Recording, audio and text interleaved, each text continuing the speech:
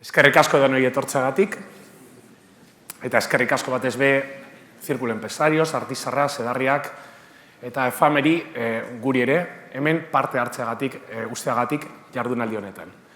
Muchas gracias a todos por venir y muchas gracias al Círculo Empresarios, Artizarra, Sedarriak y a Efame por hacernos partícipes de esta jornada.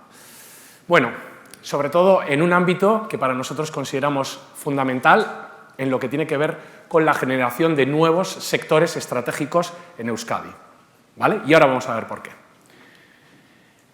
Primeramente, saber que hemos hecho un estudio, que lo tenéis disponible en vuestros asientos, si queréis profundizar luego más, en el que hemos tomado muchas fuentes, diversas fuentes bibliográficas, y además hemos contado con la participación de más de 20 entrevistas de personas referentes en este ámbito en Euskadi, tanto de universidades, empresas, investigación, emprendimiento y la administración pública, para sacar un resultado relacionado con un análisis interno, externo y 6 propuestas, sobre todo de confluencia en este ámbito, que vamos a mostrar hoy.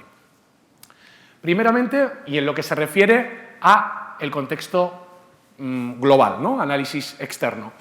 Pues estamos, como comentábamos antes, en un contexto de competencia geopolítica brutal, en donde tenemos un periodo de transición tecnológica muy importante que hace que las sociedades desarrolladas tengamos que buscar esos nuevos sectores estratégicos y ser competitivos y sostenibles, ¿no?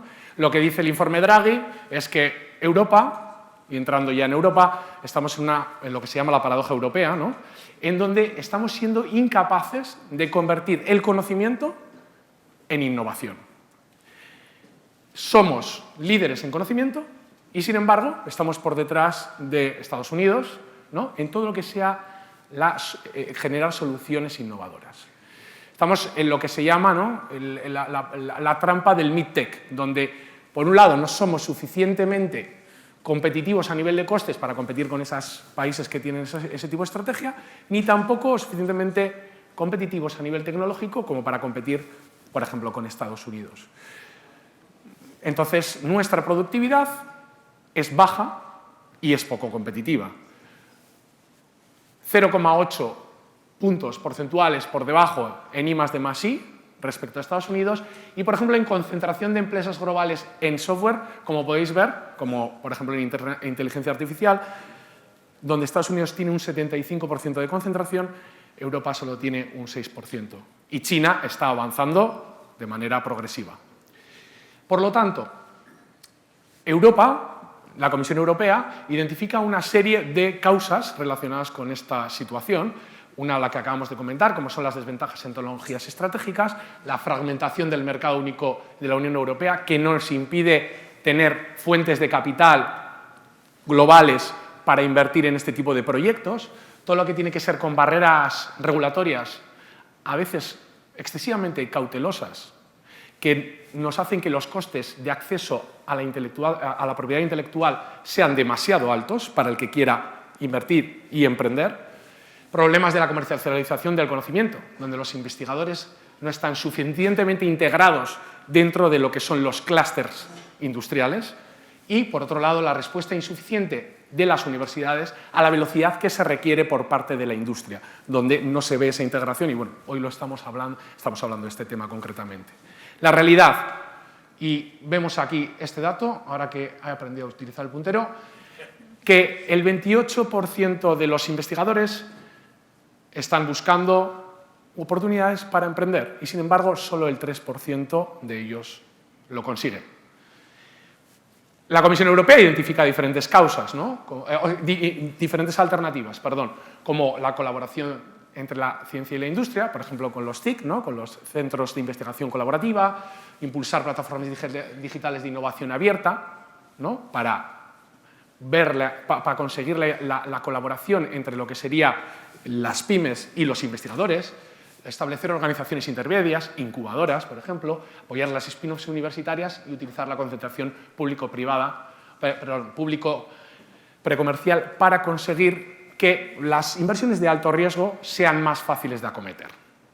La realidad es que esta situación nos lleva a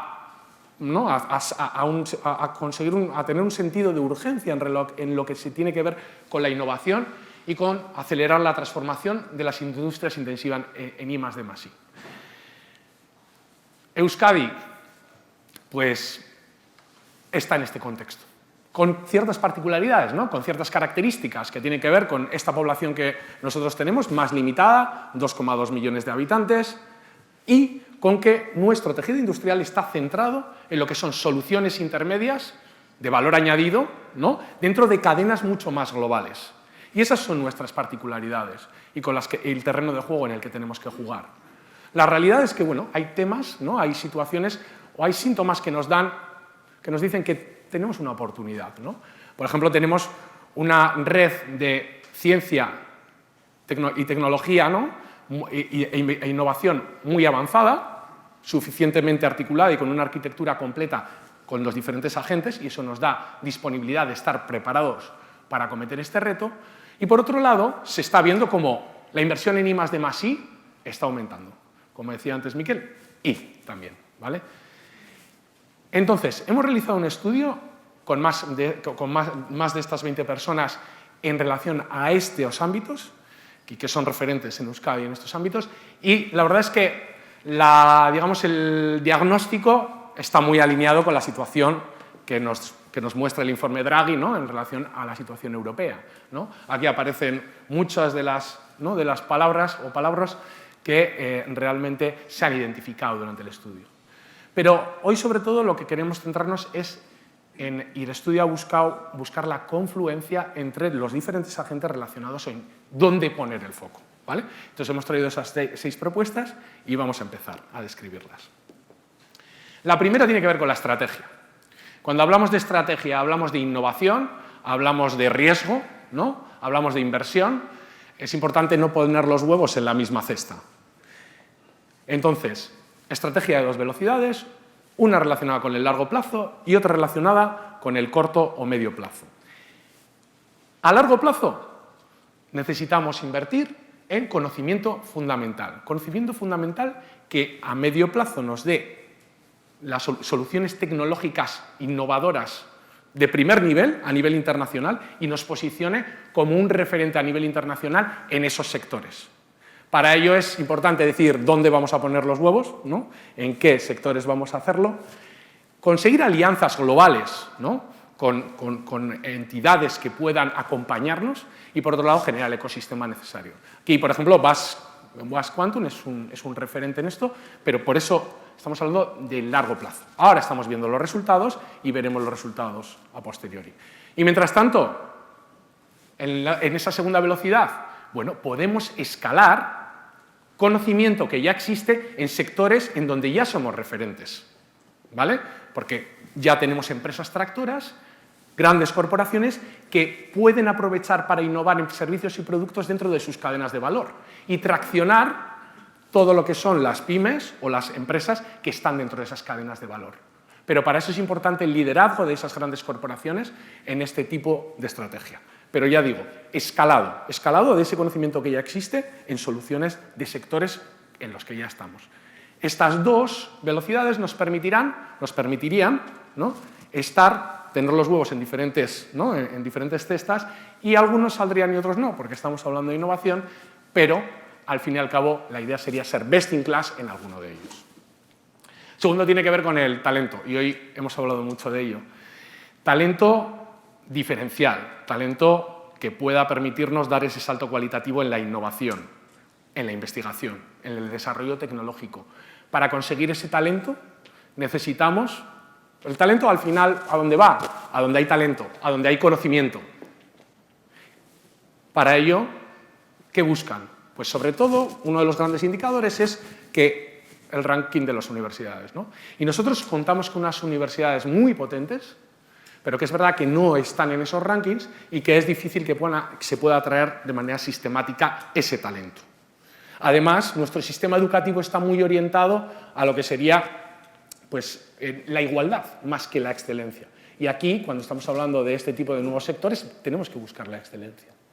Una de las iniciativas más o de las propuestas más nombradas es crear una nueva universidad orientada a la investigación, ¿vale? Y dentro de esta iniciativa, como complemento, se dice, bueno, ¿Y por qué no también podemos conseguir titulaciones de excelencia donde una universidad internacional pueda poner su sello y la desarrollemos aquí? Por ejemplo, el MIT. ¿Dónde podríamos hacer esto? Pues, por ejemplo, lo podríamos hacer en aquellos sectores donde hay aquel conocimiento donde ellos no lo están escalando, pero aquí localmente, por el tipo de industria que tenemos, lo podríamos escalar con nuestras empresas tractoras. Ellos nos ponen el sello, les ayudamos a escalar ese conocimiento y les damos unas garantías de que podríamos hacerlo en nuestro territorio. Así podríamos atraer talento internacional. La tercera, bueno, la cultura de innovación y el emprendimiento. Calidad de vida, décadas mejorando la calidad de vida en Euskadi. Parece que el sentido de lo que es la cultura de innovación y emprendimiento ha ido un poco en el sentido contrario, ¿no? Entonces, tenemos que conseguir recuperar esa cultura de emprendimiento que siempre ha existido en Euskadi. Para ello, los diferentes agentes tienen que tenerlo claro en su misión y en sus indicadores. Las universidades, para llegar a ser esos campus de emprendimiento que marquen una diferencia clara en lo que es la cultura, y que la libertad de cátedra de sus profesionales no esté reñida con desarrollar conocimiento que realmente pueda ser transferible en nuestra economía, ¿no? En nuestra economía con nuestros sectores. Es decir, que actúen desde una estrategia de demand pooling, donde los sectores marquen un poco también qué tipo de conocimiento se tiene que generar para poder transferirlo luego de manera mucho más eficiente a lo que sería el tejido industrial. Por otro lado, los centros tecnológicos, que ya cuentan con indicadores, ¿no?, como el ECHE4, de lo que son la transferencia, ¿no?, tecnológica y del conocimiento que generan. Igual es que tenemos que poner todavía más arriba este tipo de indicadores. Y finalmente, las empresas, que tiene que ver con la aversión al riesgo. Al final, estamos hablando de, en muchos casos, mucha rentabilidad, evidentemente con mucho riesgo, ¿no?, la fórmula de siempre. Entonces, las empresas tractoras tienen que asumir que ese es su rol y que a veces, como nos cuentan los emprendedores, es necesario que, para que las soluciones se queden aquí, las empresas tractoras alcancen ese liderazgo, sobre todo en ese conocimiento escalable, en sus sectores, en los sectores que lideran. Cuarto punto. Aquí ya hemos llegado a tener pues, una serie de investigadores, tenemos conocimiento fundamental, tenemos investigadores con un conocimiento tecnológico y desarrollo tecnológico de ciertas soluciones, pero el perfil de los investigadores muchas veces no es el de un emprendedor, no es el de aquel que quiere llegar a sacar un business plan adelante. ¿Y cómo conseguimos transferir y generar porosidad, ¿no?, entre lo que es la investigación y lo que es el mundo empresarial? Bueno, por un lado, generando mecanismos, ¿no?, pero uno podría ser el de la inserción profesional, facilitar la inserción profesional de aquellos investigadores, ¿no?, que quieran pasar al tejido industrial o al emprendimiento y que puedan volver, para facilitarles ese camino. Por otro lado, estaría lo que es la colaboración entre investigadores y emprendedores. Bueno, pues si a mí me gusta lo que es la investigación y necesito al lado otro perfil, ¿no?, todos necesitamos, ¿no?, el éxito viene de esa colaboración interperfil, pues cómo yo puedo colaborar con esas personas que puedan tener ese perfil más, ¿no?, de emprendimiento. Aquí, las grandes entidades, generar sobre todo mecanismos que puedan ser estables, donde, por ejemplo, los centros tecnológicos y las escuelas de negocio puedan colaborar en poner en contacto este tipo de perfiles para que puedan actuar, ¿no?, no sé cómo se echa para atrás. A ver. Mira, sí. Ya está, he aprendido algo nuevo. Para que puedan colaborar y generar proyectos conjuntos en lo que sería entre investigadores y emprendedores. Por otra parte, también hemos comentado, se ha comentado mucho todo lo que tiene que ver con las oficinas de transferencia tecnológica, y aquí lo que se observa es que desde el punto de vista de los emprendedores dicen, bueno, pues sí, la parte administrativa, ¿no?, que es un proceso muy importante y que se cubre muy bien por parte de las oficinas de transferencia tecnológica, está muy bien cubierta, pero necesitamos un apoyo mayor en lo que sería dinamizarnos, apoyarnos, hacer un poco de consultoría en ese proceso de generación de innovación. Entonces, ¿Qué pasa? Que solo el 10% de los perfiles de las oficinas de transferencia tecnológica realmente tienen un perfil que pueda ser, que haya sido emprendedor anteriormente. Por lo tanto, esa capacidad consultiva es menor. En la parte administrativa es buena, pero faltaría esa parte. Bueno, y tenemos a los emprendedores, a los investigadores ya preparados con su prototipo, los tenemos con su business plan y hemos invertido en, como hemos dicho, en conocimiento fundamental, en desarrollo tecnológico, incluso les hemos dado la capacidad financiera desde el ámbito público de invertir en sus proyectos en una fase semilla, ¿vale?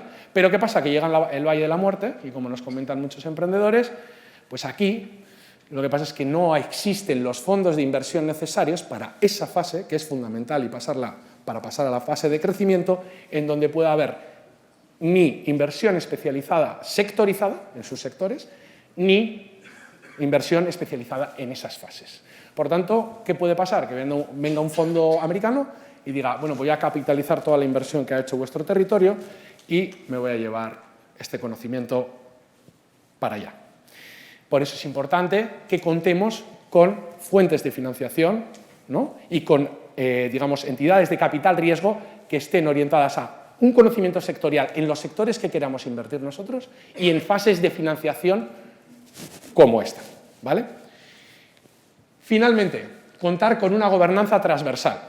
Desde los diferentes agentes se ha comentado la necesidad de que desde la Consejería de Industria y la Consejería de Ciencia, Universidad e Investigación haya, pues, sobre todo, lo que se llaman puentes interdepartamentales o una ventanilla única, ¿no? Proyectos comunes para todos los agentes que puedan ver desde principio a fin, ¿no?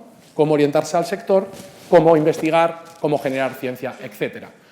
Para ello, los programas público-privados son un mecanismo que funciona muy bien, pero que en algunos ámbitos se ha solicitado que igual habría que dar alguna vuelta. Uno tiene que ver con la duración, para que se acompase la duración de estos programas a lo que realmente son la duración de estos proyectos de innovación, que a veces es mucho más de 2 años. El rol de las universidades, poder incluir de manera más específica a las universidades en este tipo de programas, que participen más, que puedan participar y que puedan aportar su conocimiento. Y por último, el liderazgo de los emprendedores. ¿Qué pasa? Que los emprendedores y sus proyectos de innovación pues, necesitan una velocidad muy concreta, una velocidad de crucero alta, ¿no? En la cual pues, el resto de agentes puede que no esté acompasada.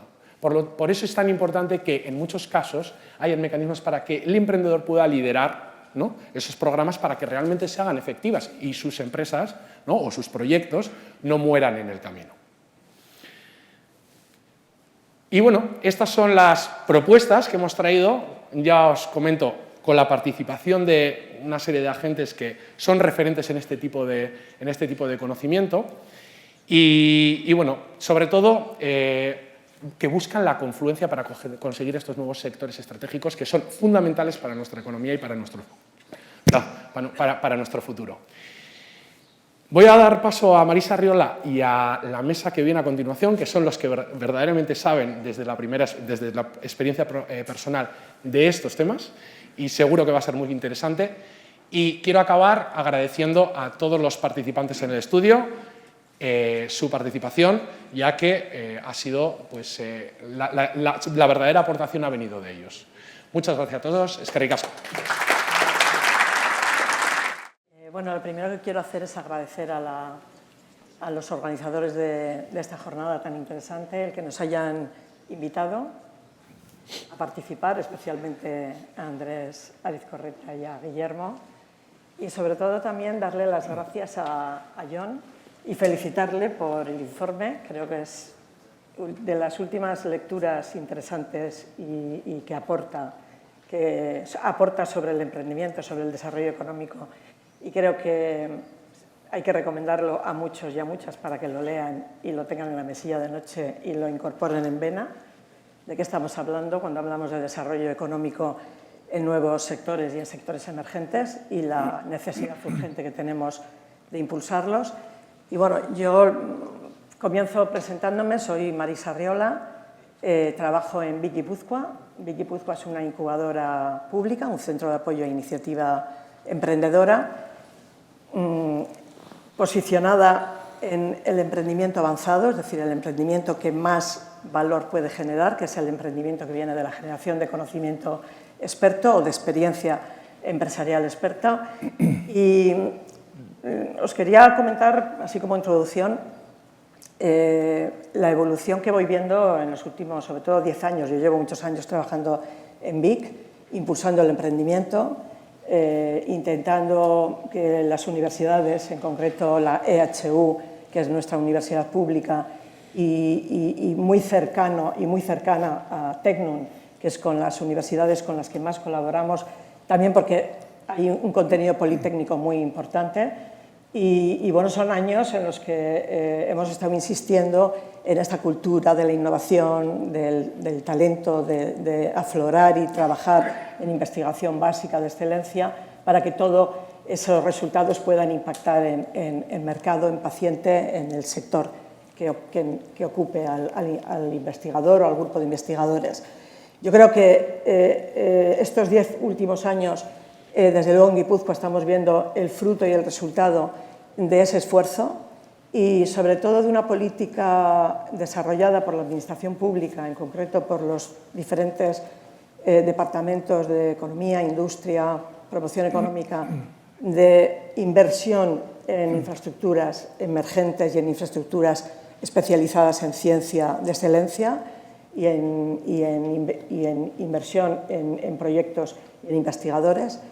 Y creo que estos últimos 10 años, a raíz, y sobre todo a raíz de la pandemia, está cambiando el perfil del emprendedor en Euskadi.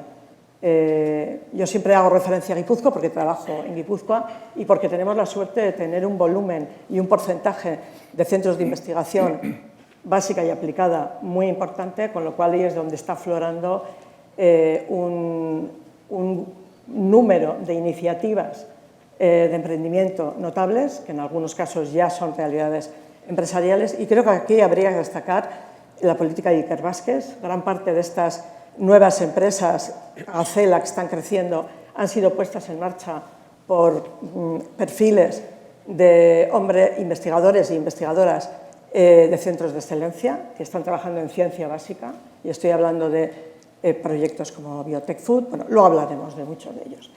Creo que ese perfil ha cambiado, está cambiando.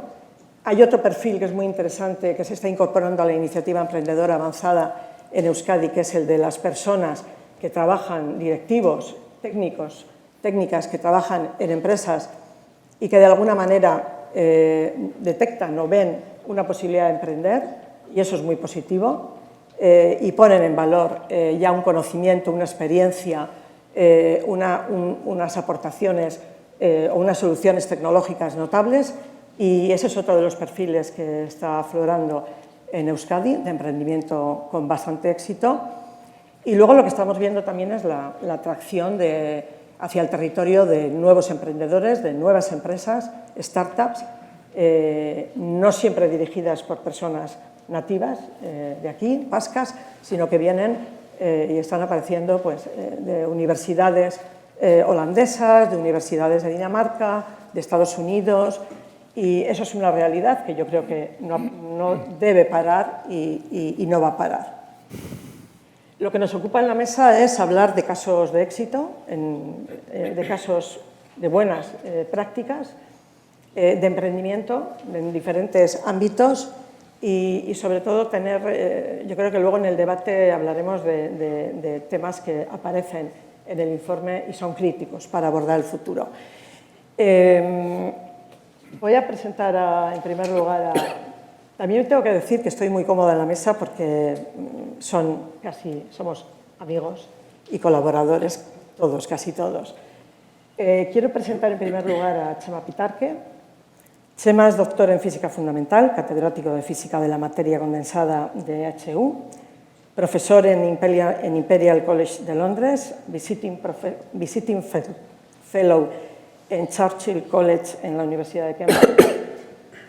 Desde el 2016 es director gerente de Cigna Noune. 2006. 2006, perdón. En 2009 fue premio Toribio con la primera iniciativa de emprendimiento tecnológico de la FENEA, que fue fundada en el 2010. Y después han ido surgiendo una serie de iniciativas de emprendimiento muy interesantes y, como he dicho, de las de referencia a nivel internacional.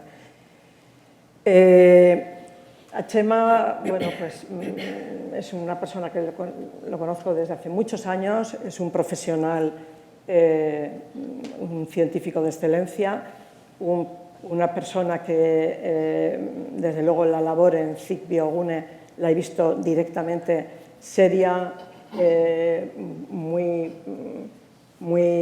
profesional y, sobre todo, yo creo que es uno de los casos de impulso a la transferencia y de interés por llegar a mercado, de que esas oportunidades tecnológicas lleguen a mercado, es uno de los casos más notables. Con lo cual yo, bueno, luego hablaré de la experiencia de CIC Nanogune. En segundo lugar, quiero presentar a Roman Orús, siguiendo con la ciencia y siguiendo con la física. Roman Orús es de Barcelona, es físico teórico, profesor Ikerbasque en el DIPC de San Sebastián, también fundador y CTO de Multiverse Computing. Bueno, él ha trabajado con las personas y ha desarrollado su tesis doctoral y múltiples investigaciones con las personas más relevantes del mundo de las tecnologías cuánticas a nivel internacional. Es profesor junior de física de la materia condensada en la Universidad de Gutenberg. Allí empezó, en Maguncia, y profesor de investigación Ikerbasque ahora en el DIPC, bien jovencito, con 38 años, dirigiendo el grupo de tecnologías cuánticas. También Román es un investigador brillante, es una persona intelectualmente muy movida, muy inquieta y, bueno, pues nos contará, además de su experiencia como investigador, cómo él termina yendo a mercado y fundando Multiverse Computing. Por cierto, una de las empresas con más desarrollo y con más éxito que tenemos en este momento en Euskadi. Jorge Arévalo, no nos conocíamos personalmente, nos hemos conocido muy poco, pero tengo muchas referencias. Creo que además es una persona que ya ha venido, por lo menos en otra ocasión, a estas jornadas. Sé que ha sido un antes la labor y el propósito y la visión y el empuje de tu implicación en la transformación de la FP vasca ha sido importantísima y que, bueno, has puesto todo lo que estaba a tu alcance, tu capacidad innovadora, emprendedora, nuevas metodologías, investigación aplicada a la pedagogía y a los contenidos de la FP, y creo que hoy en día la FP es una de las bases de ese talento y esas competencias necesarias para abordar parte de estos sectores de futuro. Me gustaría luego que con Javier García Cogorro comentéis también la experiencia que tuvisteis juntos. Por último, os presento a Javier García Cogorro, de todos ya conocido, también ha participado en otras jornadas aquí. Javier, bueno, además de matemático, ha sido emprendedor, aunque tú no lo digas nunca, fuiste ya emprendedora en la universidad y creaste una empresa desde la Complutense de Madrid. Luego tu trayectoria profesional se dirigió hacia el mundo ejecutivo en una gran multinacional americana, hasta que decides lo que tú denominas como un emprendedor que está a mitad, bueno, es un perfil a mitad entre el emprendimiento y la empresa, ¿no? Y decides ya pasarte a la inversión, al mundo, al desarrollo económico, poniendo en marcha el Fondo Columbus y desarrollando y poniendo en marcha un montón de empresas de éxito que, por suerte, gran parte de ellas están aquí en Euskadi con nosotros. Bueno, yo creo que empezamos por ti, Chema. Lo importante es que nos cuentes la aventura de CIC Nanogune. tu posicionamiento estratégico, cómo has creado y cómo has impulsado el CIC, y sobre todo a mí me parece muy interesante que nos cuentes por qué algo tan complejo y tan complicado como parece que es la transferencia, tú lo has ido convirtiendo en una de tus estrategias más claves, ¿no? Y que nos lo expliques. Y bueno, luego me gustaría también que, hablando de nuevos sectores emergentes, nos hagas una mención a tu apuesta también, o la apuesta de CIC Nanogune por tecnologías cuánticas, y cómo lo estás haciendo y qué resultados estás teniendo ya. Muy bien, muchas gracias Marisa, gracias por la organización. Bueno, a ver si puedo resumir rápidamente. Nanogune es un centro de investigación que se creó en 2006, se inauguró en 2009. Entonces a mí por aquellos tiempos se me pide, Guillermo lo conoce bien porque estaba entonces con el editor general de ICA4, entonces a mí se me pide que pusiéramos en marcha un centro de investigación de vanguardia en nanociencia y nanotecnología y que desde la frontera del conocimiento contribuyéramos a lo que es precisamente el tema central de la mesa redonda o del informe que acabamos de oír, que es impulsar nuevos sectores empresariales, nuevos sectores industriales basados en el conocimiento. O sea, que eso era lo que se perseguía con la creación de un centro como Nanogune. ¿Eso cómo lo hemos hecho? Pues con visión, claro, con atracción de talento y con infraestructura singular. La visión es necesaria, por supuesto, pero también para la atracción de talento. El talento viene si hay visión detrás, hay un proyecto detrás, ¿no? Entonces, con visión, pues fuimos capaces de atraer líderes mundiales en sus respectivos campos, jóvenes entonces, ahora menos jóvenes, afortunadamente siguen todos aquí, jóvenes a quienes dimos desde el primer minuto libertad total para que desarrollaran su actividad investigadora. En la elección habíamos elegido campos en los que creíamos que podía haber una traslación a nuestro entorno, ¿no? Pero una vez elegido el campo y la persona, era libertad total a que pudieran desarrollar su actividad investigadora. Y con ese talento hemos sabido combinar un poquito las dos velocidades que hemos oído antes, que es una investigación fundamental, ese tipo de investigación cuyas aplicaciones no son aún desconocidas, con actividades específicas de investigación industrial, desarrollo experimental, siempre pensando orientadas a aprovechar las oportunidades que se nos pueden presentar por el camino, ¿no? Esas serían un poco las dos velocidades. O sea, que todo se centraría, la visión de la idea de un centro como este sería posicionamiento y oportunidad, ¿no? Posicionamiento en lo fundamental y salto a la oportunidad en lo aplicado, que es el ejemplo de toda la actividad emprendedora y transferencia que hemos tenido a lo largo de los años. Entonces, ¿cómo saltamos a la oportunidad? Pues bien colaborando con la industria del presente o la industria del futuro. Por ejemplo, con Intel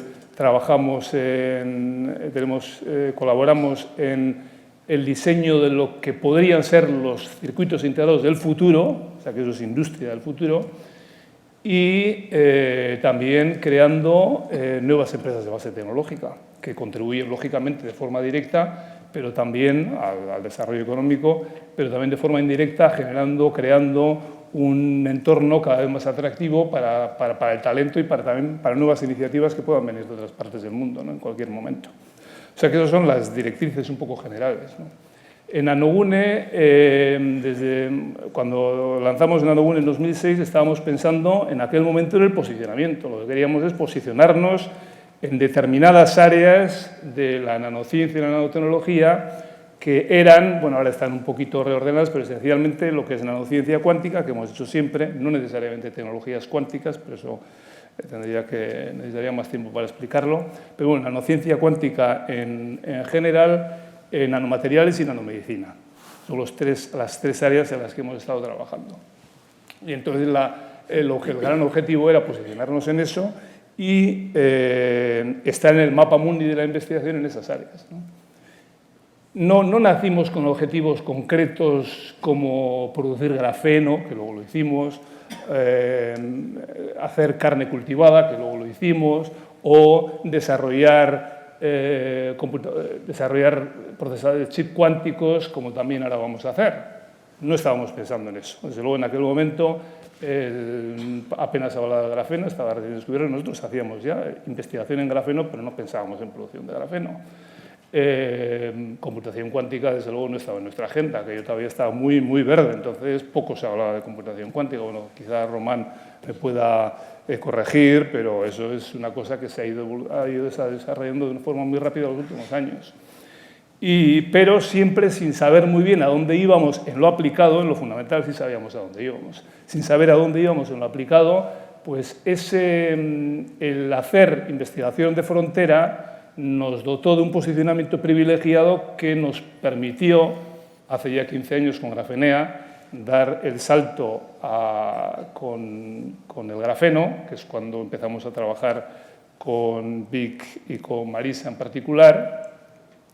Y luego, después, nos ha permitido dar el salto con otras 6 startups, entre ellas Biotech Foods, que has mencionado, también otro ejemplo de empresa que está referente ya a nivel mundial, con una inversión importante recientemente, con una planta importante, una planta piloto. No hay nadie en el mundo que esté en el mundo de la carne cultivada que no la conozca. Lo mismo se aplica a Grafenea, que esté en el grafeno. Y otras tantas, hasta 7, ¿no? Entonces, ahí hemos estado en la oportunidad, y ahora también saltamos a primera vez con aquello, lo hemos seguido saltando con las otras 6 que decía, y ahora también estamos saltando a la oportunidad de la computación cuántica. No estábamos pensando en su momento entrar en ese tema, pero ahora sí hemos visto la oportunidad y es el momento adecuado. Estamos saltando a la oportunidad de la computación cuántica y tecnologías cuánticas. Bueno, tecnologías cuánticas en general, o sea, ese tipo de tecnologías, para resumir muy rápido, tecnologías basadas en una propiedad muy especial de la física cuántica, que no voy a explicar ahora, pero que no se había explotado hasta ahora y que ahora somos capaces de explotar. Somos capaces de explotar precisamente por la capacidad que tenemos hoy en día de controlar átomos, lo más pequeño, átomos, moléculas, electrones, fotones, uno a uno, y eso es nanotecnología. Eso es nanotecnología, y por eso enseguida nos dimos cuenta que NanoUne lo teníamos todo para entrar en ese campo, lo teníamos todo para abordar un nuevo reto, un nuevo reto que sería el desarrollo de procesadores cuánticos, desarrollo de chip cuánticos. Entonces, en eso estamos. NanoUne es un centro único en el País Vasco para abordar ese reto. Tenemos los mimbres para poder ser competitivos en ese campo. Tenemos los mimbres, pero con lo que tenemos no es suficiente. Necesitamos dar pasos si queríamos ser competitivos, ¿sabes? Entonces, lo que hicimos, y ya voy terminando con esto, con el tema de la cuántica, lo que hicimos es, bueno, en primer lugar, utilizar nuestros contactos para hacer un estudio del arte, a ver dónde estaba el tema del hardware cuántico a nivel mundial. Hace 15 o 20 años visitamos laboratorios de nanotecnología, ahora visitamos laboratorios de hardware cuántico. Segundo, necesitamos abrir un nuevo grupo. Lo que teníamos en el centro era muy importante, pero teníamos que dar un salto. Entonces, la búsqueda también, utilizando nuestros contactos, de alguien joven, con una trayectoria y proyección en este campo, que pudiera liderar un nuevo grupo de investigación en hardware cuántico, en NanoUne, arropado por todo lo que existe ya en el centro, tanto en conocimiento como en infraestructura. Tampoco era suficiente, íbamos un poquito más allá, y entonces fuimos capaces de sentar las bases de una colaboración con una empresa, que es Quantum Motion, empresa británica ubicada en Londres, que llevara nuestra investigación al mercado, y en este caso con la creación de una filial con sede en NanoUne. Y este era un proyecto de tal envergadura que decidimos ampliar nuestras instalaciones, voy terminando, nuestras instalaciones con la construcción de una nueva torre, que es lo que llamamos la torre cuántica, que en realidad bueno, ahora puedo ir terminando, pero en la que pensamos desarrollar este proyecto, ¿no? Entonces, voy terminando con cómo, termino ya en 2 minutos con Quantum Motion es una empresa que ya nos conocía, nos visitaron hace 1 año y medio, estuvimos cuando nos visitamos, yo les enseñé a Nanobune, estuvimos en Vic con Marisa, con Ainhoa, con Koldo, luego también estamos con la directora del parque, etcétera, y fue en aquel momento, en aquella visita, cuando se me enciende la bombilla y directamente, viendo cómo podía plasmarse la colaboración, directamente les ofrezco el construir esta torre, no para ellos, sino para que desde Nanobune hiciéramos investigación en temas de su interés en el marco de un acuerdo de colaboración que luego viajo a Londres en un par de semanas y vuelvo ya con las bases sentadas para el acuerdo de colaboración, que es el que ya se firmó en su momento y es el que posibilitó que ahora estemos ya pues, construyendo la famosa torre cuántica y con ello que de aquí a fin de año tengamos unos laboratorios que nos sitúen como un referente en este campo, ¿no? También como una instalación puntera en lo que sería desarrollo de procesadores cuánticos, en este caso no he dicho cómo lo vamos a hacer, de silicio, pero esto será tecnología propia. Y con esto ya termino. Perfecto. Nada, creo que viene, gracias, Chema, y viene es muy adecuado lo que estás comentando, porque es sentar las bases para seguir atrayendo talento y seguir atrayendo empresas que o se generen dentro de Nanobune o puedan venir a utilizar las infraestructuras avanzadas que tenéis. Del CIC Nanobune pasamos de IPC y pasamos a Román. Y Román, yo creo que es muy interesante que nos expliques como un investigador de ciencia de excelencia, de ciencia básica, como tú, con una experiencia internacional notable, con los punta de lanza de la física cuántica, decides o decidís emprender. ¿Por qué? ¿Y cómo ocurrió? ¿Cómo ocurrió? Pues esta es una historia muy interesante. Yo efectivamente soy investigador, yo hice toda la carrera académica, yo me doctoré en Barcelona, estuve después trabajando muchos años en Australia, igual que Beñat, que antes estaba por aquí, yo no estaba en Sydney, yo estaba en Brisbane, y ahí también se surfea mucho y tal. Y después pasé muchos años en Alemania, estuve 8 años ahí, primero en el Instituto Max Planck, después fui profesor en la Universidad de Mainz, ¿no? Y después surgió la oportunidad de volver aquí, en particular a Euskadi, con el programa Ikerbasque, ¿no? Entonces, pues bueno, acepté una plaza de profesor Ikerbasque en el DIPC y retorné, ¿no? en particular al País Vasco, al DIPC como profesor Ikerbasque de investigación. Es decir, yo lo que hacía era pues, investigar en temas de tecnologías cuánticas, que era lo que había hecho durante toda mi carrera académica, en lo que me había formado, el currículum, etcétera, y también en la simulación de sistemas cuánticos. ¿Qué sucedió? Que por ahí en 2017-2018, como antes comentaba Chema, todo este tema de la computación cuántica empezó a despegar porque estos procesadores cuánticos que al principio solo estaban en los laboratorios de las universidades, ¿no? Parece que ya empezaban a ser un poco más serios, parece que se empezaban a dar el salto a la industria, se podían empezar a hacer cosas y ahí empezaron a salir muchas pequeñas startups y aceleradoras de tecnologías cuánticas, ¿no? Yo y algunos de mis amigos cuando vimos esto nos dimos cuenta de que, ostras, ahí había un nicho muy interesante, que nosotros podíamos realmente aportar algo que parece que nadie más en el mundo estaba haciendo y esto sucedió más o menos en 2019, que es cuando decidimos fundar Multiverse, ¿no? Multiverse la fundamos en 2019 en San Sebastián como sede y fue en San Sebastián porque yo estaba en San Sebastián físicamente. Este es el motivo por el que esto sucedió originariamente allí, ¿no? Nada más arrancar Multiverse, nosotros nos dimos cuenta de que podíamos hacer software para ordenadores cuánticos. Nosotros no hacemos el hardware lo hace pues, la gente como Chema, ¿no? Los de Quantum Motion, los de IBM, los de Google. Nosotros hacíamos, nuestra visión inicial era hacer las aplicaciones del software para la industria. Las aplicaciones del software para la industria. E incluso, os diré más, al principio de todo estábamos muy focalizados en el tema de las finanzas. Nosotros hacíamos software para aplicaciones financieras con computación cuántica. ¿Qué hicimos? Arrancamos en San Sebastián, enseguida nosotros teníamos una idea muy clara de qué era lo que queríamos hacer, hablamos con Marisa, me acuerdo, y enseguida nos arropasteis mucho, pasamos por vuestros programas de emprendimiento, yo aprendí un montón porque claro, yo soy científico, yo vengo de la academia, yo no tenía ni idea de lo que era montar una empresa ni nada, entonces empecé ahí a empaparme también de cosas con Marisa, con mis socios, etcétera, y lo primero que hicimos después de pasar por Marisa fue irnos a Toronto. En Toronto hay una aceleradora de tecnologías cuánticas, que es el Creative Destruction Lab. Las empresas más punteras de tecnologías cuánticas, o la mayoría de las más punteras, han pasado por esta aceleradora, y es un programa que realmente es muy exigente, duró un año. Nosotros fuimos allí y nos dimos cuenta de que efectivamente no solo parecía que estábamos haciendo bien las cosas, pero la gente ya nos conocía, es decir, que parece que no íbamos mal encaminados, ¿no? Pasamos por su programa, entendimos cómo montaban una empresa los americanos, lo vimos, lo palpamos, nos impregnamos de toda aquella filosofía y después volvimos a Donosti queriendo montar el Google de San Sebastián.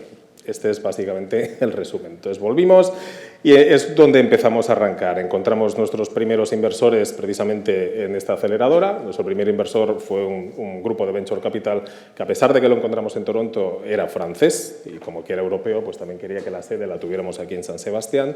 Y a partir de ahí ya fue evolucionando la cosa. Nosotros cuando arrancamos en 2019 Multiverse éramos cuatro personas, tú te acordarás. Éramos yo y mis socios, estábamos ahí en el coworking del VIC, trabajando mucho, haciendo cosas. Hoy somos 188. Tenemos la sede en San Sebastián, tenemos una oficina bastante grande en Toronto, con unas 20 personas. Tenemos más oficinas en París, en Múnich, en Londres, en Milán. Acabamos de abrir otra en Silicon Valley, porque es un sitio donde hay que estar. Y la evolución de la empresa pues, ha sido bastante meteórica, ¿no? Nosotros empezamos con el tema del software para aplicaciones financieras en ordenadores cuánticos. Al poco tiempo nos abrimos a otros sectores industriales, ¿no? Y ahora mismo, pues bueno, estamos en 10 o 11 sectores industriales distintos, no solo estamos en finanzas, estamos en ciberseguridad, en defensa, en manufacturing, en logística, en bio, etcétera, etcétera, ¿no? Tenemos todo un espectro de clientes muy amplio y además de tema de computación cuántica, también nos dimos cuenta que utilizando estas herramientas que usamos para simular ordenadores cuánticos, resulta que también las podemos aplicar a la inteligencia artificial. Esto nos dimos cuenta precisamente haciendo un proyecto con la gente de Bosch, un tema de manufacturing, en donde utilizando pues, algunas de estas herramientas conseguimos mejorar sus procesos en sistemas de detección de anomalías mediante un sistema de visión artificial. Vimos que aquello funcionaba muy bien y entonces en 2022 apareció ChatGPT. ChatGPT es un modelo de lenguaje que es muy grande, es muy costoso, es como matar moscas a cañonazos, es extremadamente ineficiente, funciona muy bien, todos lo usamos, pero es muy caro, energéticamente es un desastre y ahí nos dimos cuenta de que, oye, aquí tenemos el caso de uso perfecto para la tecnología que tenemos nosotros, ¿no? Utilizando estas herramientas de computación cuántica o inspiradas en computación cuántica, podemos comprimir estos modelos de lenguaje y hacerlos más eficientes energéticamente, más baratos, más portables, no necesitan, como que los puedes desplegar en local porque son pequeños, no necesitas la conexión en la nube y lo puedes desplegar en el iPhone en modo avión, por ejemplo, etcétera. Y ahí es donde nosotros empezamos a meternos mucho también, no solo en el tema de computación cuántica, en donde hemos estado trabajando pues, con IBM, con Google y con toda esta gente, sino también en el tema de inteligencia artificial. Y ahí estamos realmente ahora, hemos encontrado un filón muy importante, estamos trabajando con Amazon, con Microsoft, también con IBM, con HP, con mucha gente a la que le interesa mucho esta tecnología para llegar a lo que es la siguiente generación de esta inteligencia artificial que estamos usando ahora todos los días. Va muy bien, pero es muy ineficiente y hay que hacerla más eficiente y más barata y más portable para poderla desplegar en dispositivos, etc. Entonces, a nosotros ahora mismo ahí es donde estamos en Multiverse, es una fase yo creo que muy excitante de lo que es la empresa. Hemos conseguido escalar muy rápidamente, pero mi visión y mi feeling ahora mismo es que lo que hemos visto no es más que la punta del iceberg, porque con todo lo que está pasando ahora en inteligencia artificial, creo que realmente tenemos algo muy interesante ahí que aportar. Y la visión incluso a medio y largo plazo es que va a pasar cuando lo combinemos con computación cuántica, porque en algún instante alguien va a hacer un modelo de lenguaje cuántico, ¿no? Ahí también queremos estar, ya sabemos cómo hacerlo, etcétera. En el momento en el que la gente del hardware despegue un poco más, pues ahí vamos a estar también para aplicar todo eso a los casos de uso prácticos. Y bueno, con esto ya... Y como tú dices, te lo pasas bomba, te sigas divirtiendo y la curiosidad intelectual no para. Sí. También tengo que decir que Multiverse en el año 2019 fue la palanca para la estrategia Basque. Eso yo lo tengo clarísimo. estábamos previo a la pandemia, erais 4. Éramos 4. Pero cuando la Diputación Foral de Guipúzcoa nos pidió a Guipúzcoa ficar a los PERTE en ese proceso de pandemia que estábamos pasando, se nos ocurría alguna apuesta estratégica más allá de las biociencias, de la movilidad eléctrica y sostenible, de la ciberseguridad. Dijimos, pues igual hay que preguntarle a Román y a Enrique qué pasa con las tecnologías cuánticas, ¿no? Y ahí empezó todo. Y hoy en día creo que sois la clave, la palanca como empresa tractora, junto con la ciencia de excelencia y la visión tan clara que tiene de innovación Chema para desarrollar este sector con éxito. Muchas gracias, Román, y enhorabuena. También tengo que decir que Román en el año 2024 fue premio de la Fundación BBVA, el premio de Física, Innovación y Tecnología, por sus aportaciones científicas de frontera, pero también por su paso hacia el mundo de la innovación con la creación de Multiverse. Y fue una ceremonia verdaderamente estimulante. Estuvo bien. Muy bien. Javier, te toca. Me toca. Javier, yo creo que lo interesante es que nos cuentes tu tránsito por el mundo de la innovación, por el mundo, sobre todo, de un sector tan emergente y tan necesario como es la biotecnología, tus experiencias de éxito, y ahí enlazamos ya con Jorge y con la parte de talento y capacidades.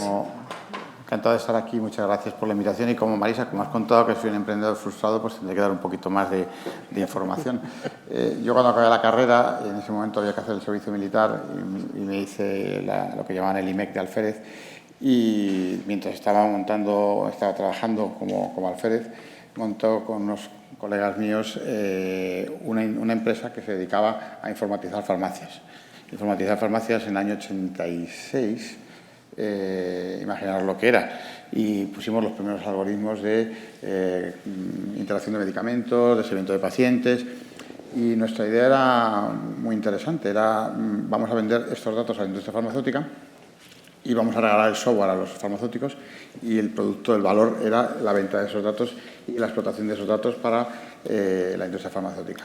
Bueno, en esa época no había modems a 256 baudios, había memoria RAM de 64 kilobytes, y todo iba fenomenal, excepto un problema que nunca planteamos, que esto se podía escalar. Y cuando fuimos a escalar, pues explotó. O sea, no había forma de mantener esa estrategia. Éramos 4, yo tenía 23 años, y la empresa quebró. Bueno, nunca gastábamos nuestro sueldo de alférez ahí, y llegó un punto en que no podíamos mantener, ir de farmacia en farmacia, mantenerlo. Pero en esa idea, Lilly, que es el laboratorio farmacéutico, que ahora lo conocéis por el Ozempic y por por los GLP-1, por Prozac, por la insulina, me llama y me dice, oye, ¿por qué no te vienes a trabajar con nosotros? Era uno de nuestros potenciales clientes, y dice, tú de sistemas sabes mucho y programas muy bien. Yo en ese momento programaba francamente bien en ensamblador, en C, hacía cosas muy raras, y entonces me fui a Lilly a tomarme un año sabático. Y me tomé un año sabático que duró 25, donde estuve entre departamento de sistemas, llegué a llegar a sistemas internacionales y en Estados Unidos, estuve 15 años en Estados Unidos, me pasé por la red de ventas, pasé por desarrollo de negocio, y llegado el 2012, yo ya tenía una especie de cansancio, decía, si yo entré aquí para un año, llevo 25 y yo quiero hacer otra cosa distinta. Entonces me planteo salir de Lilly, y salgo de Lilly para hacer una cosa que todavía no tenía muy claro, que era crear un modelo de innovación diferente donde yo pudiera volver a emprender, pero sin la carga de decir, bueno, ¿cómo puedo emprender de un modelo diferente? Entonces decido con mi socio Damián Tormo crear un fondo de inversión, porque era la forma más fácil de no tener que estar levantando dinero todos los meses. Y vamos a crear un fondo de inversión porque así, en lugar de tener que pedir dinero, lo pedimos cada 4 años, y así lo hacemos. Bueno, pues esa idea empezó con un fondo de 40 millones, año 2016, y a fecha de hoy, Columbus, que es así como se llama, Columbus Venture Partners, tenemos más de 500 millones bajo gestión, más de 50 empresas desarrolladas, un foco en empresas industriales de biociencias muy único, y luego un ecosistema aquí en Euskadi muy importante, porque empezamos yo aterrizo en en Euskadi, en Donosti, en 2016, con un proyecto de innovación que se trataba de terapia génica viral, que era, bueno, pues básicamente cómo puedes llevar un gen defectuoso a la célula que lo necesita, cambiar ese gen dentro de la célula y que la célula funcione. Y eso, la tecnología la conseguimos de Estados Unidos, de la Universidad de Carolina del Norte, y teníamos que ponerlo en marcha. Entonces dijimos, ¿dónde ponemos la tecnología en marcha? Porque el compromiso con el socio americano era, tú me haces la fábrica, yo hago las terapias, pero tú me haces la fábrica,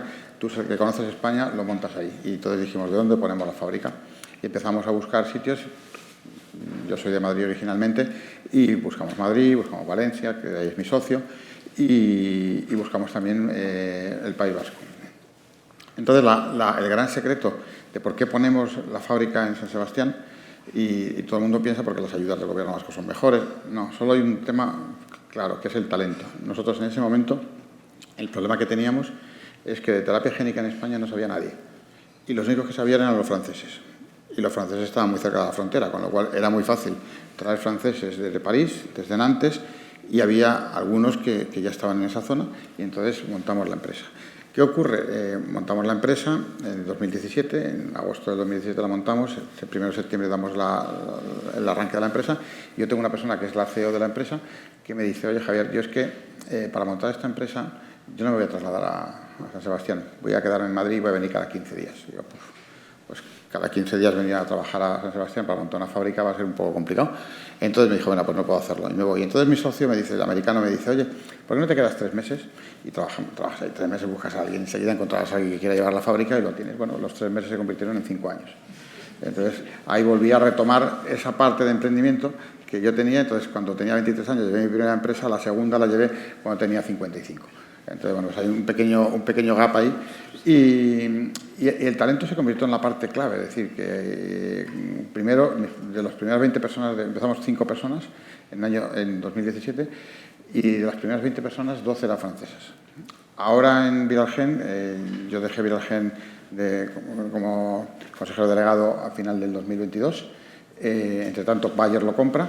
Presidí el consejo hasta hace 15 días. Y ahora mismo son 450 personas. Entonces, ese es el cambio, esa es la evolución. Entonces, para mí la moraleja de todo esto es, las empresas que tienen éxito tienen que, primero, estar basadas en conocimiento, y luego tienen que ser capaces de crecer. Entonces, ¿cómo crecimos? Pues crecimos primero con franceses y luego gracias a Jorge.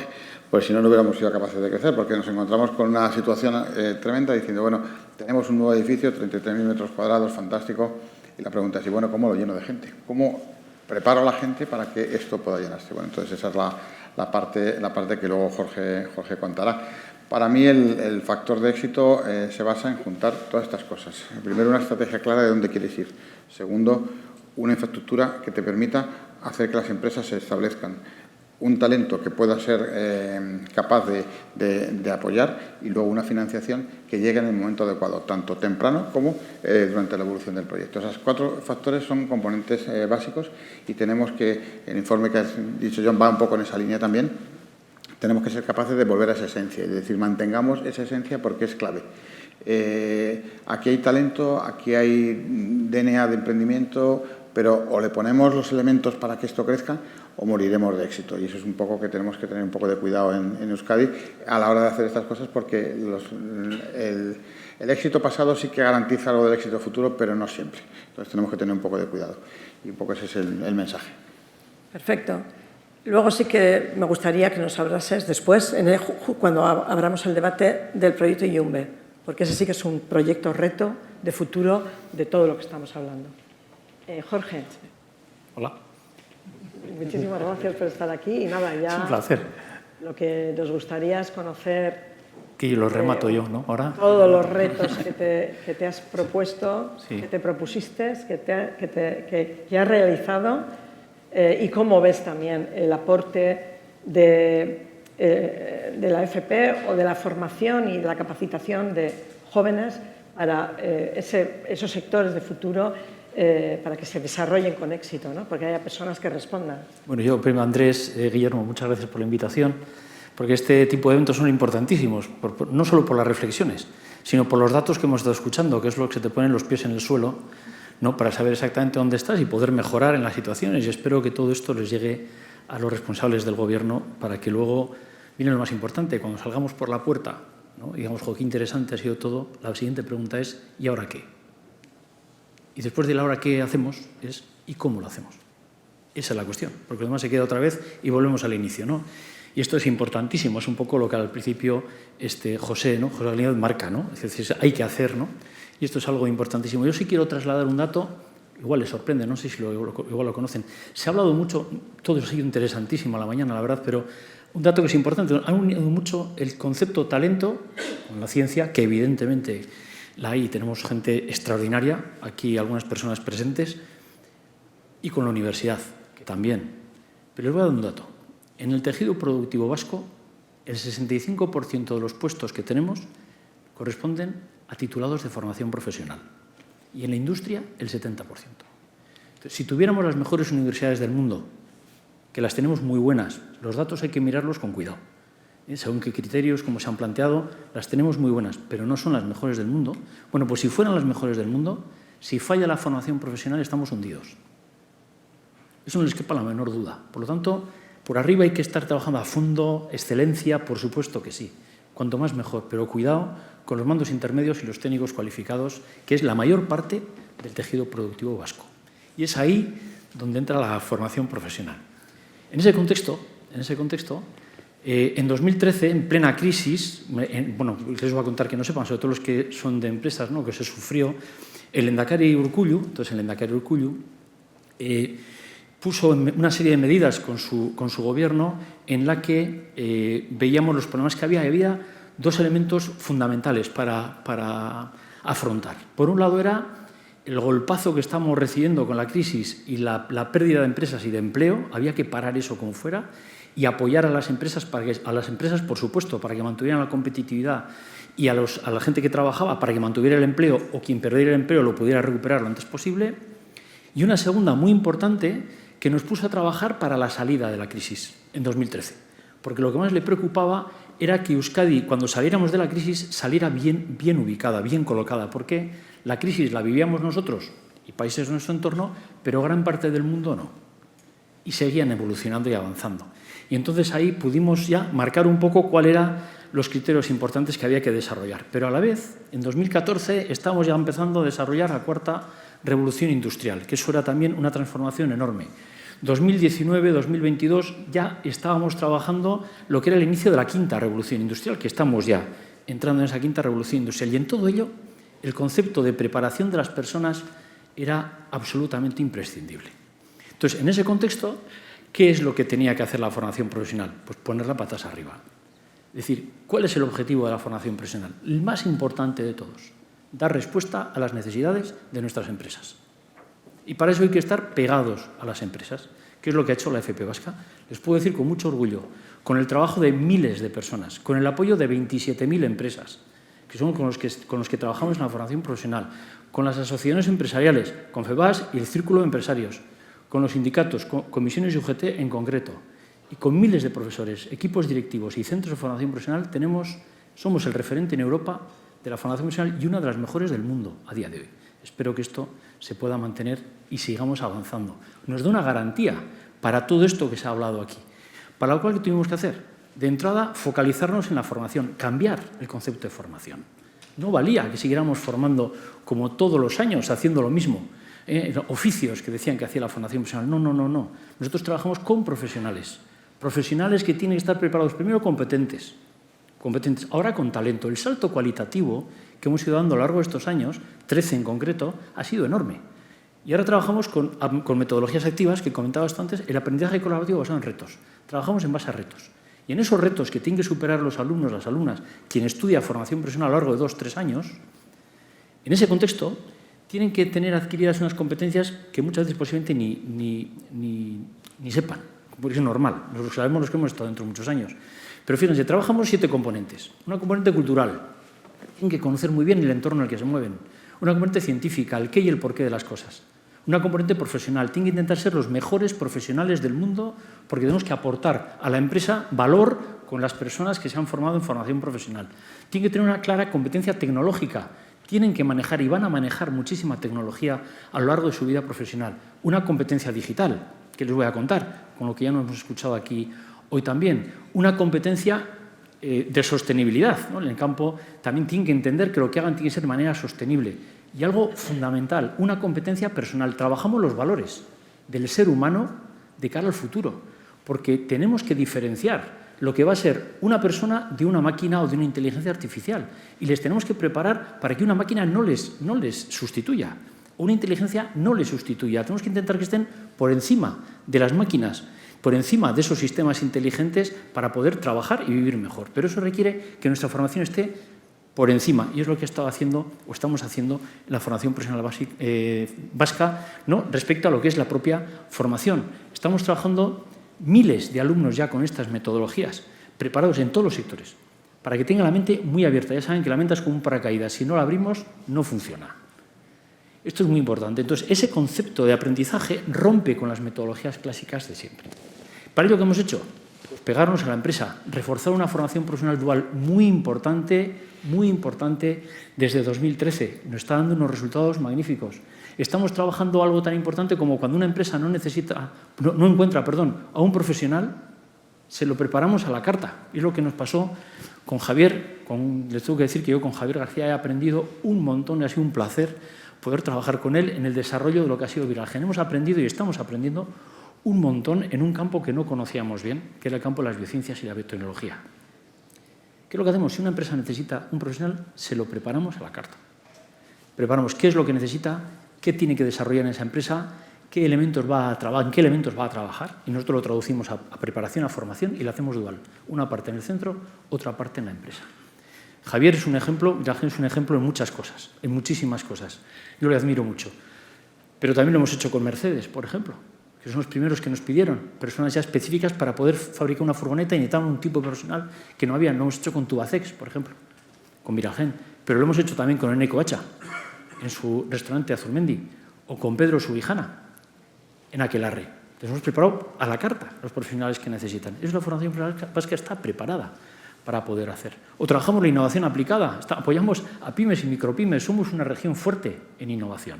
Estamos en el puesto 72 de las 279 regiones que tiene Europa. En el puesto 72, dentro del Estado español, los que estamos más avanzados. Todavía hay margen de mejora, pero la innovación, la investigación y la innovación en las grandes empresas, grandes consorcios, tenemos magníficos centros de investigación y centros tecnológicos, pero que no pueden llegar a las pymes y sobre todo a las micropymes. ¿Quién llega? La formación profesional. Les ayudamos a trabajar productos nuevos, productos innovadores, procesos innovadores también. Por lo tanto, la formación profesional también ha invertido mucho dinero, el Gobierno, en la formación profesional para que pueda trabajar esa innovación. El emprendimiento, tan importante como están diciendo esta mañana.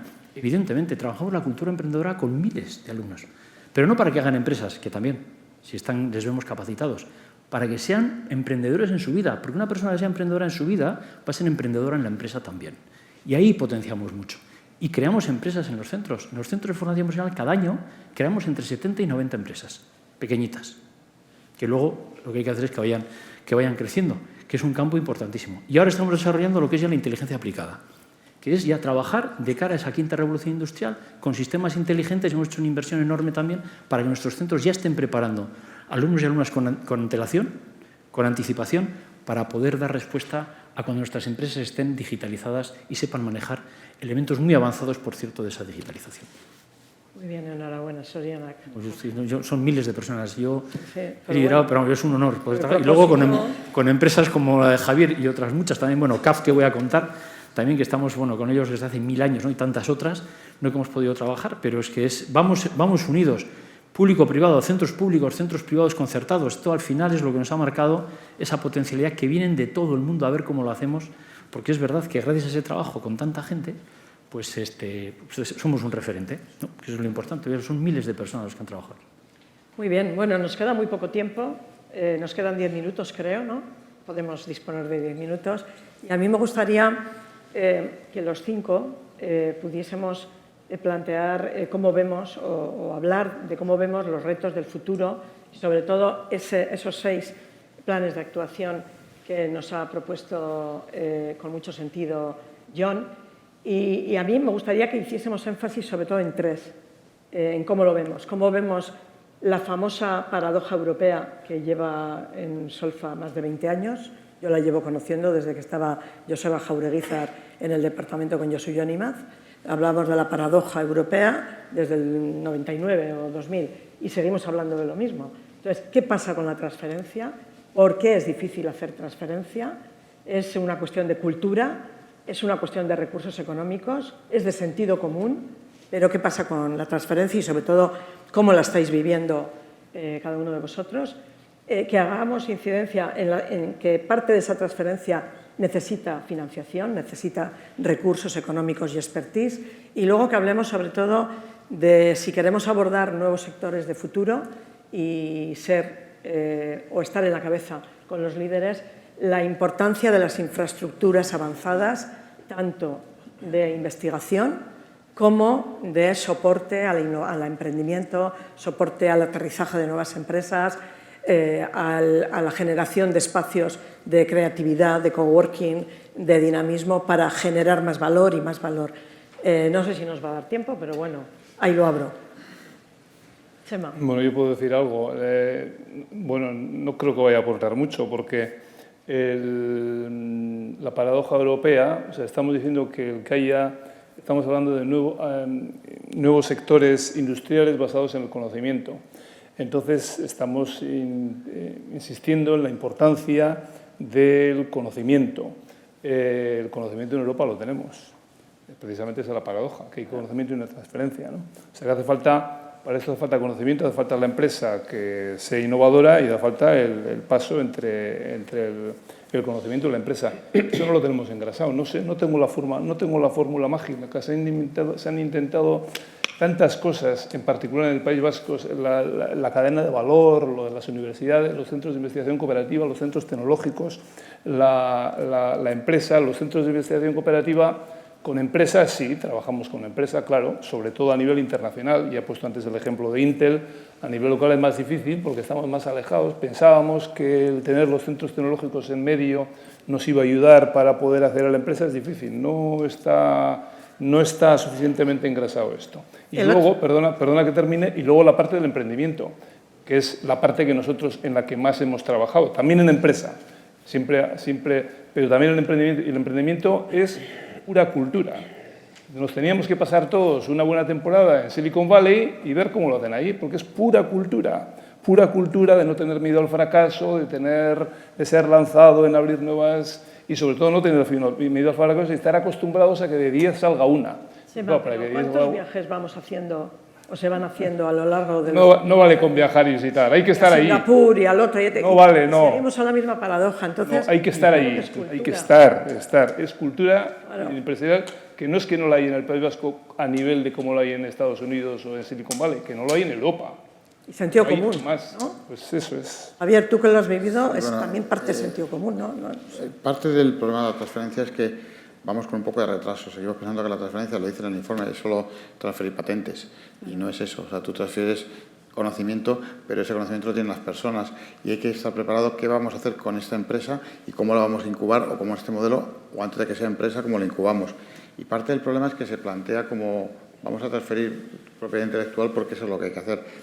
Estados Unidos en los años 90 se planteó ese mismo problema y dio con una solución que es darle a las universidades mucha más flexibilidad a la hora de crear esos entornos de emprendimiento y de desarrollo. Y tenían un problema enorme que ahora van a volver a tener porque los chinos están pasándoles por la derecha, pero en los años 90 se recuperaron. Nosotros tendremos que volver a ver, y en un entorno más micro como el que tenemos aquí, que tenemos que aportar fondos de inversión más tempranos que no existen. Tenemos que aportar esa cultura de emprendimiento, pero que se puede vivir en los BICs o en estos sitios donde la gente pueda vivirlo. Y luego una parte importante, importar ideas, personas y talento. Porque esa importación nosotros no podemos vivir con la autarquía. La innovación que se produce internamente va a tener picos y valles. Entonces tenemos que tener la posibilidad de traer cosas de fuera e incorporarlas en el entorno que tenemos. Y eso va a permitir que los emprendedores también vean otro entorno distinto.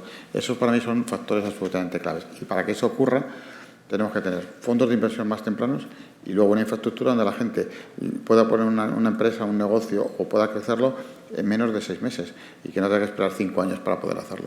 Y eso todavía no lo tenemos. Entonces, tiene que ir todo de la mano, sobre todo en esa economía de 2 velocidades donde una va a seguir solidificando, pero la otra está entrando. Y el problema es que está entrando porque estamos compitiendo con sectores tremendamente agresivos, con geografías tremendamente agresivas, donde la guerra por el talento es una guerra real. Y entonces tenemos que competir ahí. Entonces no podemos mirarnos diciendo somos muy buenos porque tradicionalmente hemos sido muy buenos. Ahí sí que el éxito futuro no va a venir garantizado por lo que hemos hecho en el pasado. Sí.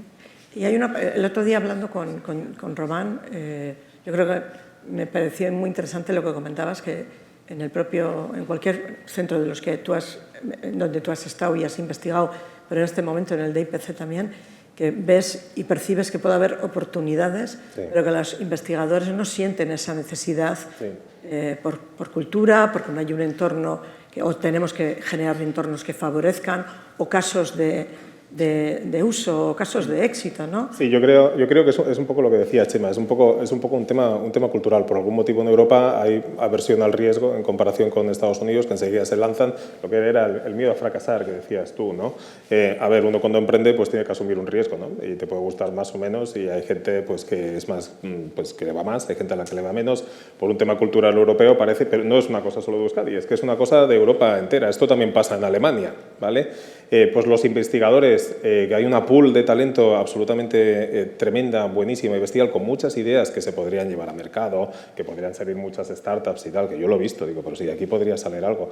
Pues no, porque bueno, porque tal, porque no sé. Igual es porque en la misma cultura científica también el tema empresarial está como un poco dejado de banda, y por eso los investigadores prefieren quedarse más en la zona académica y tal, pero porque tampoco conocen en la otra parte del espectro. Esto, como decías tú, no se trata solo de hacer patentes. Aquí se trata de transferir conocimiento, crear una empresa y luego, sobre todo, de tener el apoyo para que esto crezca, porque con decir, mira, voy a crear una empresa, me voy a la notaría y firmo, pues con esto no hacemos nada, ¿no? Hay que escalarla, hay que darle apoyo, hay que darle financiación, sobre todo en las primeras fases, en las tempranas, y después en las intermedias, porque hay que hacerla escalar. No vale con quedarse en una idea intermedia, porque estamos en un mercado global y aquí estamos compitiendo pues con Google, con Amazon, con IBM, y con esos son con los que nos vamos a tener que pelear, ¿no? Entonces, ¿cómo solucionar esto? Pues no lo sé, pero desde luego hay un poco de problema, sí que existe. Vale. Yo creo que, bueno, yo terminaría haciendo hincapié en que necesitamos infraestructuras avanzadas, necesitamos espacios preparados para que el talento venga. Yo le comentaba con la Diputación y con mis jefes del departamento, ¿no?, que ahora mismo hacia Guipúzcoa están intentando venir varias compañías. ¿Por qué? Pues porque están viendo casos interesantes, porque entran en la página web y ven que tienen una infraestructura de bioincubación o unos laboratorios específicos en algún centro como Nanogune u otros que les pueden venir bien, porque, bueno, por muchas razones. Pero tenemos que estar preparados para acogerles y tenemos que tener parques tecnológicos que se amplíen, tenemos que tener infraestructuras avanzadas. Entonces, no sé, me gustaría, Javier, que eso también es parte de la transferencia. Es clave. Nosotros cuando llegamos aquí había una infraestructura que estaba en fase ya de acabarse y llevamos 3 o 4 años diciendo esta infraestructura no va a dar más soporte y ha llegado a ese punto donde ya no da más soporte. Entonces, ¿qué hemos tenido que hacer? Crearnos nuestra propia infraestructura. Entonces, bueno, pues como emprendedores nos hemos metido en esa idea de vamos a crear nuestra propia infraestructura, y de ahí surge el proyecto de Yumbe. Pero aquí hay una ventaja enorme y lo comentaba Beñat antes, tú viajas 2 horas al día para tu trabajo. Aquí 2 horas al día no viaja nada, estás en 1 hora, todo lo tienes en 1 hora. Y aún así nos quejamos. Entonces tienes una infraestructura que en 1 hora puedes ir a todos los sitios. Y eso es único. La gente que está en Silicon Valley o que está en Boston o que está en Nueva York viaja todos los días 2 horas. Entonces tenemos que establecer una infraestructura de colaboración, pero también que nos permita pues no replicar todo en todos los sitios y poder atraer empresas. La masa crítica de Guipúzcoa es muy pequeña. La masa crítica de Euskadi es un poquito más grande, pero también sigue siendo pequeña. Tenemos que ir creciendo, pero necesitamos ser atractivos a la hora de que la gente quiera poner empresas aquí y quiera traer ideas, porque al final yo creo que hay que revisitar esa idea del arraigo, que no es simplemente que la empresa se quede, sino que el conocimiento se quede, que crezca y que crean otras empresas alrededor, otros conocimientos alrededor de eso, porque el arraigo tradicional es si esta empresa viene, lo mismo se puede ir. O sea, a mí me decían, oye, tú vienes aquí a Euskadi, lo mismo te vas mañana. Digo, o no. Pero no depende de mí, depende de otras muchas cosas. pero damos por supuesto que el arraigo es que vamos a poner las empresas con clavos al suelo. Digo, no, si una empresa no funciona, lo mejor es matarla, lo mejor es que se acabe y que venga otra idea. Hay muchos más emprendedores que empresas, pero siempre pensamos que la empresa es lo que tiene que quedar. Lo que tiene que dar es el conocimiento, el talento, y eso es lo que va a ser el motor de todo. Y para eso la gente tiene que tener una infraestructura para trabajar adecuada, pero también una infraestructura para vivir, una infraestructura para educar a su familia, y todo eso es fundamental. Y hasta que no tengamos todos esos componentes, va a ser muy difícil que lleguemos a ese punto donde vamos a tener que necesitar talento en los próximos 10-15 años y no vamos a tener forma de hacerlo. Y es una decisión estratégica, es decir, no es una necesidad. Es decir, bueno, pues lo tengo o no lo tengo, o lo tengo, o en el mundo al que vamos, la economía a la que vamos, no vamos a ser parte de ello. Y es una clave absolutamente importante. Pero no va solo en la infraestructura de empresas, va en la infraestructura que necesitas, pues eso, decías, ¿dónde voy a vivir? Pues es importante. A mí me costó 12 meses encontrar un piso para alquilar en Donosti. Y no había forma de encontrarlo. Pero bueno, pero si multiplicas por 100 el número de personas que van, tenemos un problema. Yeah. Y ese es un problema grande. Yo no he conseguido traer aquí a Euskadi ninguna persona con hijos en edad escolar. ¿Por qué? Por la barrera del euskera en los colegios. Tenemos que ser más flexibles para eso, porque si yo me hubiera pillado hace 20 años, yo no hubiera venido aquí, porque lo primero que busco es un colegio. Entonces, o tenemos una estructura de soporte de colegios para las familias, o es imposible que el talento extranjero, el talento internacional, venga aquí y se desarrolle. Y eso es una realidad que yo creo que es importante, sobre todo hacia el mundo al que vamos. Muy bien, pues ya estamos fuera de tiempo. Espero que haya sido atractivo para todos y que sigamos aprendiendo.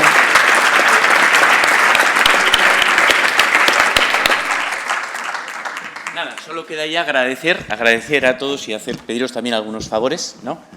Primero, agradecer a todos los ponentes, ¿no? Y a los moderadores y las moderadoras. Ha habido mayoría de moderadoras, ¿eh? Que no hemos leído los currículums de Gaiska, de Marta, de Amaya o de Marisa, medalla de oro de Guipúzcoa, enhorabuena este año, ¿no? Están en la web, merece la pena que lo leáis porque es fantásticos. Agradeceros también a todos los ponentes vuestra generosidad y el tiempo que nos habéis dedicado y os habéis desplazado. Teníamos que haber hecho eso en Donosti, claramente, para ahorraros. Agradecer a las instituciones que nos acompañan, al Ayuntamiento de Bilbao, ya ves que conseguimos que vengan donostiarras aquí, Eider, o sea que...